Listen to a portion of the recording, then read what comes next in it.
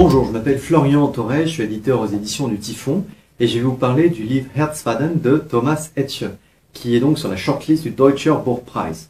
Thomas Etche, c'est un auteur contemporain allemand qui a une œuvre saluée et souvent primée. C'est une œuvre qui compte des romans et des essais. Il a une activité théorique importante. Et son dernier essai semble être une bonne porte d'entrée pour essayer de comprendre ce livre-là. Son dernier essai a été publié en 2017 et il s'appelait Nos cœurs vides. Et il se posait une question, c'était de savoir justement si la littérature proposait une sorte de puissance, de force, de consolation. Question qu'il posait dans cet essai et question à laquelle ce livre tente de répondre. Alors Herzfaden, de quoi ça parle? Ça commence avec une fillette de 12 ans qui est triste parce que ses parents se sont séparés. Elle vit avec sa mère et son père lui manque. Et il y a un événement un peu merveilleux. Elle va voir une poupée d'un théâtre de marionnettes qui va lui parler. Mais derrière cette poupée se trouve une femme élégante, une femme venue d'ailleurs, en fait, une femme venue du passé.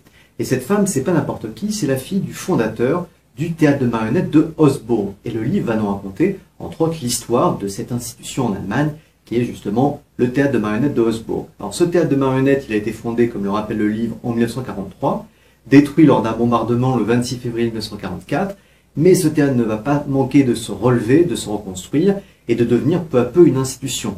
À partir de 61, ces représentations sont filmées, et sont diffusés à la télévision ouest-allemande. Donc, tous les petits Allemands ouest-allemands vont pouvoir voir justement des représentations de théâtre de marionnettes, des contes, des pièces de répertoire et des figurines récurrentes, entre autres la figure du Petit Prince.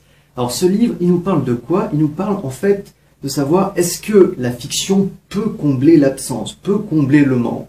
Son écriture, c'est une écriture simple, haletante.